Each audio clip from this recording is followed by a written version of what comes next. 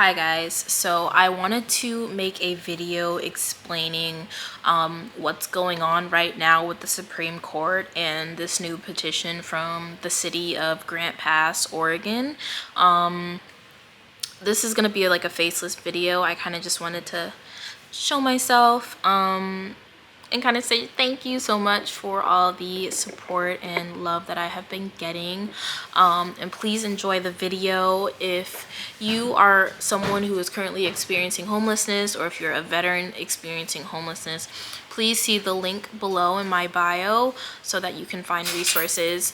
And I also work for a law firm that helps veterans get benefits, so we would love to take on more clients and help especially our homeless veterans get to 100% service connected with the VA and get compensated and to get you guys off of the streets. So enjoy the video. Bye. The city of Grants Pass, Oregon, filed a petition on August 22nd, 2023, to take the criminalization of homelessness to a national level. On April 2nd, 2024, the Supreme Court heard the city's arguments to penalize camping on public property, as the Supreme Court remains divided over the constitutionality of the petition. Further questioning arises, one in particular: what happens to our veterans? So let's talk about the petition and where the push is coming from. Like many areas in the United States, Grant Pass, Oregon's policies and statutes against homelessness rise as the rates of homelessness rise. Due to a lack of affordable housing, Grants Pass faces a homelessness crisis. The petitioners seek to ban camping in public areas. Violators of the regulations can face fines up to $295 and $500 if the initial fine goes unpaid, and even jail time for people who violate these regulations multiple times. Many homeless residents in Grants Pass right now are facing harassment from both law enforcement and the residents there that are fortunate enough to have a home.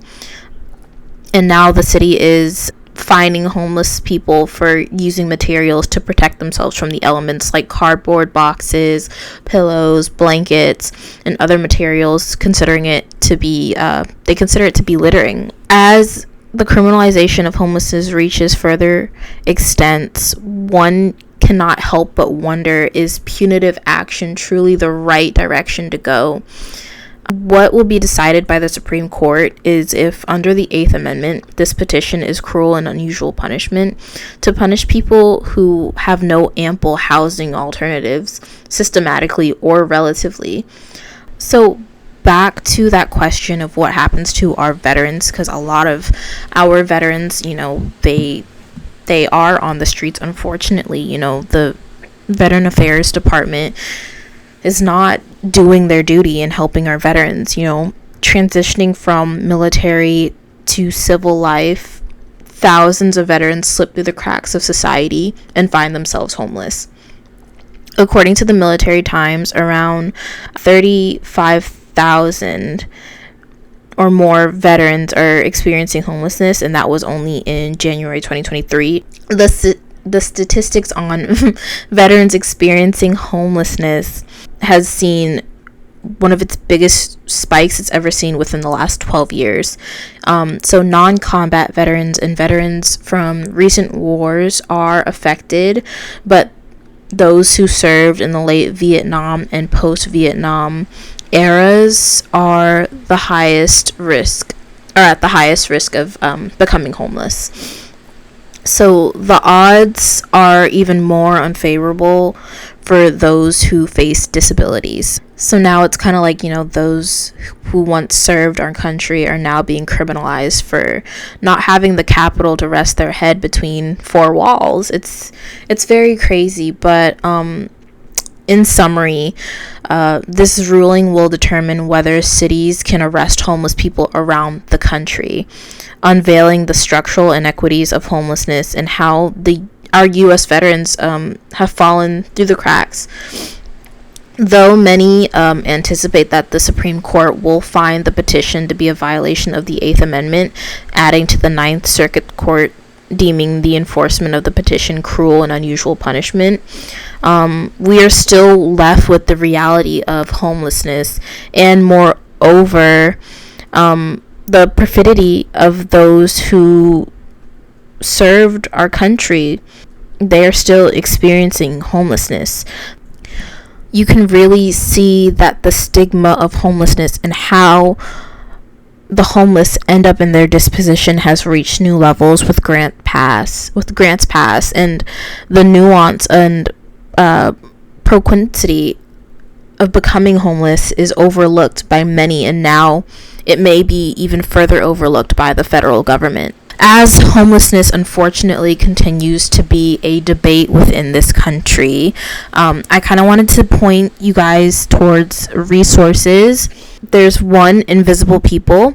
So Invisible People is a nonprofit. They do a lot of groundwork, and they've done a lot of groundwork in Grants Pass by providing people with supplies and shelter and food.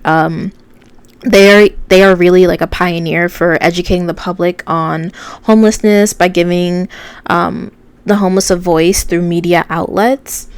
There's the Mint Project. This is a faith-based organization. They also engage in supplying the homeless with water, clothing, and food, providing opportunities of shelter, and creating clean public spaces for the homeless. And I didn't realize this, but I live in South Florida, Palm Beach County, Florida, and there is a downtown area called City Place, and Mint Project actually worked on recreating parts of that area, and I didn't even notice till I went on their website and I saw photos of my city, and I was like, oh wow, like it's absolutely beautiful. The artwork that they put on the walls is absolutely amazing and beautiful.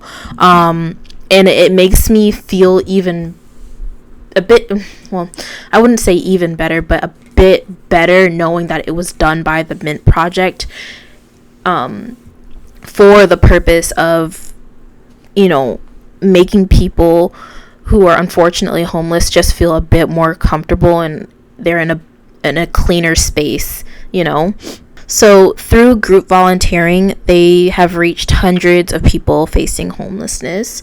I have thought about joining the Mint Project, but that might be something I'll have to do after law school.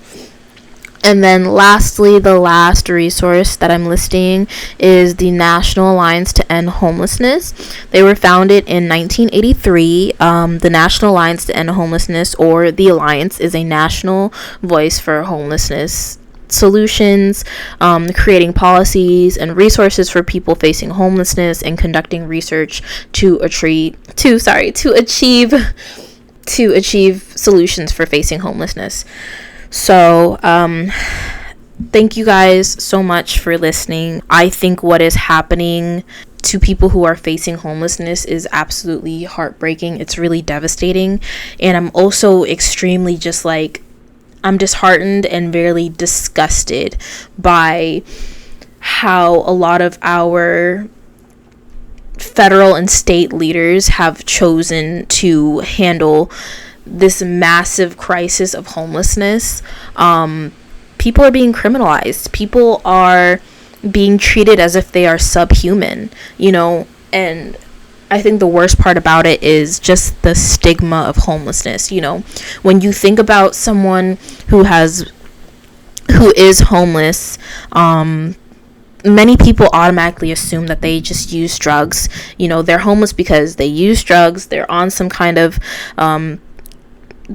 chemical substance. They're chemically dependent people who sold their lives away for that drug, for that substance, whatever they're addicted to, and now they are homeless. A lot of the blame for people becoming homeless is placed on the homeless, and I'm not going to act like there aren't homeless people out there who choose to be homeless, because I have heard stories of that, of people whose parents are on the streets because they choose to be, and how, they're there because the homeless will look out for each other.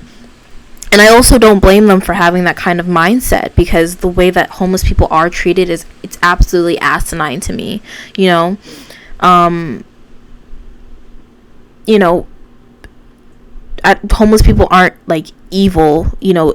Anyone could be evil. The capacity to be evil has nothing to do with money. But as a matter of fact, the ways in which you can be evil can definitely be expanded by money. And I think that's what we are seeing right now from our system. I think the meta of all of this is really capitalism. Instead of having affordable housing,